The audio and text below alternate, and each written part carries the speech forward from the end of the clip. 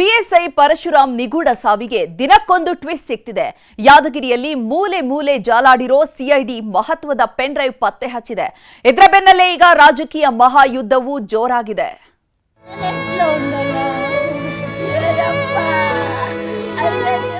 ನನಗೆ ಟ್ರಾನ್ಸ್ಫರ್ ಮಾಡಕ ರೊಕ್ಕ ಯಾರು ಕೊಡ್ತಾರಂತ ಕೇಳಿದ್ನು.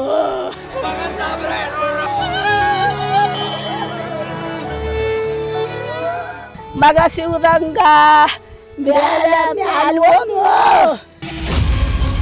ಮುಖ್ಯಮಂತ್ರಿನೇ ಭ್ರಷ್ಟಾಚಾರದಲ್ಲಿ ಮುಳುಗಿ ಹೋಗಿರುವಾಗ ಎಂಎಲ್ಎಗಳಿಗೆ ಯಾವ ಹೆದರಿಕೆನೂ ಇಲ್ಲದಂಗೆ ಆಗಿದೆ. ರಾಜ್ಯ ರಾಜಕೀಯದಲ್ಲೀಗ ಬರೀ ಹಗರಣಗಳದ್ದೇ ಸುದ್ದಿ. ಸರ್ಕಾರಿ ಅಧಿಕಾರಿಗಳ ನಿಗೂಢ ಸಾವು, ಕೋಟಿ ಕೋಟಿ ಬ್ರಹ್ಮಾಂಡ ಭ್ರಷ್ಟಾಚಾರ, ಸಿಎಂ ಕುಟುಂಬದಿಂದ ಹಿಡಿದು ಕಾಂಗ್ರೆಸ್ನ ಕೆಲ ಶಾಸಕರಿಗೂ ಹಗರಣಗಳು ಸುತ್ತಕೊಳ್ತಿವೆ. ಇಂತಹ ಹೊತ್ತಿನಲ್ಲೇ ಯಾದಗಿರಿ ಪಿಎಸ್ಐ ಪರಶುರಾಮ್ ನಿಗೂಢ ಸಾವಿನ ಪ್ರಕರಣಕ್ಕೆ ದಿನಕ್ಕೊಂದು ಟ್ವಿಸ್ಟ್ ಸಿಗ್ತಿದೆ. ಶಾಸಕ ಚೆನ್ನಾರೆಡ್ಡಿ ಅಂಡ್ ಸನ್ಸ್ ಹೆಗಲೇರಿರುವಂತಹ ಸಾವಿನ ಪ್ರಕರಣದಲ್ಲಿ ದಿನಕ್ಕೊಂದು ನಿಗೂಢ ಸತ್ಯ ಹೊರಬೀಳ್ತಿದೆ. ಪಿಎಸ್ಐ ಪತ್ನಿ ಶ್ವೇತಾ 40 ಲಕ್ಷದ ಬಾಂಬ್ ಹಾಕಿದ ಬೆನ್ನಲ್ಲೇ ಮತ್ತೊಂದು ಲಂಚಾವತಾರ ಸ್ಫೋಟಗೊಂಡಿದೆ.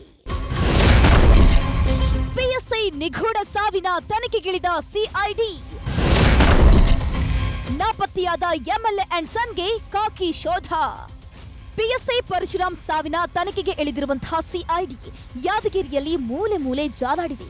ಸಿಐಡಿ ಡಿವೈಎಸ್ಪಿ ಪುನೀತ್ ನೇತೃತ್ವದ ತಂಡ ಶಾಸಕರು ಹಾಗೂ ಅವರ ಮಗನ ಬಗ್ಗೆ ಮಾಹಿತಿಯನ್ನ ಕಲೆ ಹಾಕಿದ್ದು, ಯಾದಗಿರಿ ಡಿವೈಎಸ್ಪಿ ಕಚೇರಿಯಲ್ಲಿ ಪೆನ್ ಡ್ರೈವ್ ಸಿಕ್ಕಿದ್ದು ಇದೇ ಈಗ ಪ್ರಮುಖ ಸಾಕ್ಷ್ಯ ಆಗಲಿದೆಯಾ ಅನ್ನೋ ಅನುಮಾನ ಹುಟ್ಟಿಸಿದೆ. ಈ ಮಧ್ಯೆ ಮಗನನ್ನ ಕಳ್ಕೊಂಡು ಕಣ್ಣೀರು ಹಾಕ್ತಿರುವಂತಹ ಪರಶುರಾಮ್ ಹೆತ್ತವರು, ನಮಗಾದ ಸ್ಥಿತಿ ಮತ್ಯಾರಿಗೂ ಆಗೋದು ಬೇಡ, ನನ್ನ ಮಗನ ಸಾವಿಗೆ ಕಾರಣ ಆದವರಿಗೆ ತಕ್ಕ ಶಿಕ್ಷೆ ಆಗಲೇಬೇಕು ಅಂತ ಕಣ್ಣೀರಿನ ಆಕ್ರೋಶ ವ್ಯಕ್ತಪಡಿಸಿದ್ರು. ಈಗ ಅವ್ರಿಗೆ ಸ್ವಲ್ಪ ತೊಂದರೆ ಆಗೈತಲ್ರಿ, ಅದೇನು ಕೇಸ್ ಆಗೈತಲ್ಲ, ಅವರು ಸ್ವಲ್ಪ ಅರೆಸ್ಟ್ ಮಾಡ್ಬೇಕು, ಅವ್ರನ್ನ ಅರೆಸ್ಟ್ ಮಾಡ್ಬೇಕು. ಒಂದು ಈಗ ಅವರು ಕುಟುಂಬರಿಗೆ ಮತ್ತು ಯಾವುದಾರು ಒಂದು ದಾರಿ ಬೇಕು. ಶಾಸಕರ ಮಗನ ಮೇಲೆ ಮತ್ತೊಂದು ಸ್ಫೋಟಕ ಆರೋಪ. ಪರಶುರಾಮ್ ಕೊಲೆ ಕೇಸ್ನಲ್ಲಿ ಎಫ್ಐಆರ್ ದಾಖಲಾಗ್ತಿದ್ದಂತೆ ಶಾಸಕ ಚೆನ್ನಾರೆಡ್ಡಿ ಹಾಗೂ ಅವರ ಮಗ ಸನ್ನಿಗೌಡ ತಲೆಮರೆಸಿಕೊಂಡಿದ್ದಾನೆ. ಇದರ ಬೆನ್ನಲ್ಲೇ ಈಗ ಮತ್ತೊಂದು ಬಹುಕೋಟಿ ಹಗರಣದ ಆರೋಪ ಕೇಳಿಬಂದಿದೆ.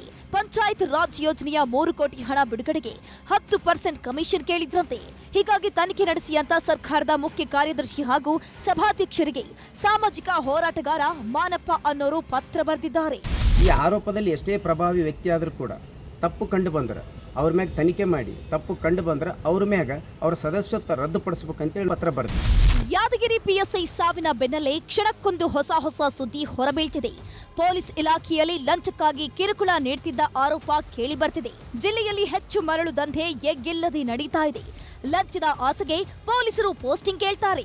ಕೇಳಿದ ಜಾಗಕ್ಕೆ ಪೋಸ್ಟಿಂಗ್ಗೆ ಪಿಎಸ್ಐಗೆ 20 ಲಕ್ಷ, ಸಿಪಿಐಗೆ 40 ಲಕ್ಷ ಹಣ ಫಿಕ್ಸ್ ಮಾಡಿದ್ದಾರೆ. ನನ್ನ ಕ್ಷೇತ್ರಕ್ಕೆ ದಕ್ಷ ಅಧಿಕಾರಿಗಳು ಬೇಕು ಅಂತ ಗೃಹ ಸಚಿವ ಡಾಕ್ಟರ್ ಜಿ ಪರಮೇಶ್ವರ್ ಅವರಿಗೆ ಶಾಸಕ ಶರಣಗೌಡ ಕಂದಕೂರ ಪತ್ರ ಬರೆದಿದ್ದಾರೆ. ಈ ಎಲ್ಲ ಬೆಳವಣಿಗೆಗಳ ಬೆನ್ನಲ್ಲೇ ರಾಜಕೀಯ ಜಟಾಪಟಿ ಕೂಡ ಜೋರಾಗ್ತಿದೆ. ಪಿಎಸ್ಐ ನಿಗೂಢ ಸಾವಿನ ಪ್ರಕರಣವನ್ನೇ ಅಸ್ತ್ರ ಮಾಡಿಕೊಂಡು ಕಮಲ ನಾಯಕರು ಕಾಂಗ್ರೆಸ್ ವಿರುದ್ಧ ಹೋದಲ್ಲಿ ಬಂದಲ್ಲಿ ಮುಗಿಬೀಳ್ತಿದ್ದಾರೆ. ಪರಶುರಾಮ್ ಮನೆಗೆ ಭೇಟಿ ನೀಡಿದ ಆರ್ ಅಶೋಕ್ ಕುಟುಂಬಸ್ಥರಿಗೆ ಸಾಂತ್ವನ ಹೇಳಿದ್ರು. ನಿನ್ನೆ ಯಾದಗಿರಿಯಲ್ಲಿ ಒಬ್ಬ ದಲಿತ ಪೊಲೀಸ್ ಅಧಿಕಾರಿ ಕೇವಲ ಬಂದು 7-8 ತಿಂಗಳಾಗಿತ್ತು, ಟ್ರಾನ್ಸ್ಫರ್ ಮಾಡ್ತೀವಿ ಇಲ್ಲ ದುಡ್ಡು ಕೊಡು ಅನ್ನುವಂಥ ಒತ್ತಡ ಹಾಕಿದ್ದಕ್ಕೆ ಒಬ್ಬ ಸಬ್ ಇನ್ಸ್ಪೆಕ್ಟರು ಅವರ ಅಚಾನಕ್ ನಿಧನ ಆಗ್ತದೆ. ಎಂಎಲ್ಎ ಎಬ್ಸ್ಕೊಂಡು ಆಗ್ತಾರಲ್ಲಿ ಇವರು ಕಾಂಗ್ರೆಸ್ ಪಾರ್ಟಿ. ಅಭಿವೃದ್ಧಿಯಲ್ಲಿ ಒಂದು ನಯಾಪೈಸ ಕೊಡ್ತಾ ಇಲ್ಲ, ಶಾಸಕರೆಲ್ಲ ಗಂಟು ಬಿದ್ದಿದ್ದಾರೆ. ಮುಖ್ಯಮಂತ್ರಿಗಳ ಆದಿಯಾಗಿ ಕಾಂಗ್ರೆಸ್ ನಾಯಕರು ಹೇಳಿದ್ದಾರೆ, ನಿಮ್ಗೆ ಏನು ಮಾಡ್ಕೊಳ್ಳೋದು, ನಿಮ್ಮ ಟ್ರಾನ್ಸ್ಫರಲ್ಲಿ ದುಡ್ಡು ಮಾಡ್ಕೊಳ್ಳಿ ಅಂತ. ಕರಪ್ಷನ್ ಒಂದು ಇನ್ಸ್ಟಿಟ್ಯೂಷನಲೈಸ್ ಆಗಿ ಮಾಡಿದ್ದಾರೆ. ಈಗ ನೀವು ಸಿದ್ದರಾಮಯ್ಯನವರೇ ನೀವೆಷ್ಟು 30 ಲಕ್ಷ ಫಿಕ್ಸ್ ಮಾಡಿದಿರಲ್ಲ ಯಾವುದೋ PSIಗೆ ಟ್ರಾನ್ಸ್ಫರಲ್ಲಿ, PSI ಟ್ರಾನ್ಸ್ಫರಲ್ಲಿ ಲೂಟಿ ಮಾಡ್ತಾ ಇದ್ದೀರಲ್ಲ, ಏನು ನಿಮ್ಮ ನಾಚಿಕೆ ಆಗಲ್ವಾ? ನಿಮಗೆ ಗೌರವ ತರ್ತತ? ನಿಮಗೆ ಈ ಒಂದು ಸಾವು ಏನಾಗಿದೆ, ಇದು ಗೌರವ ತರುವಂಥದ್ದ? ಒಟ್ನಲ್ಲಿ ರಾಜ್ಯ ರಾಜಕೀಯದಲ್ಲಿ ಲಂಚಾವತಾರದ ಮಹಾಯುದ್ಧ ಶುರುವಾಗಿದ್ದು ಯಾರಿಗೆಲ್ಲ ಉರುಳಾಗುತ್ತೆ ಅನ್ನೋದನ್ನ ಕಾದ್ ನೋಡ್ಬೇಕು. ಕನ್ನಡಿಗರ ಮೆಚ್ಚಿನ ನಿಮ್ಮ ನ್ಯೂಸ್ 18 ಕನ್ನಡ ಈಗ ವಾಟ್ಸ್ಆಪ್ನಲ್ಲಿಯೂ ಲಭ್ಯ. ಕರ್ನಾಟಕ ಮತ್ತು ದೇಶ ವಿದೇಶದ 360 ಡಿಗ್ರಿ ಸುದ್ದಿ ವಿವರವನ್ನ ನೀವು ನಿಮ್ಮ ಕೈ ಬೆರಳುಗಳಲ್ಲಿಯೇ ಪಡೆಯೋದಿಕ್ಕೆ ಈ QR ಕೋಡ್ ಅನ್ನು ಸ್ಕ್ಯಾನ್ ಮಾಡಿ. ನಮ್ಮ ಚಾನೆಲ್ ಅನ್ನು ಫಾಲೋ ಮಾಡಿ, ನೋಟಿಫಿಕೇಶನ್ ಆನ್ ಮಾಡಿ.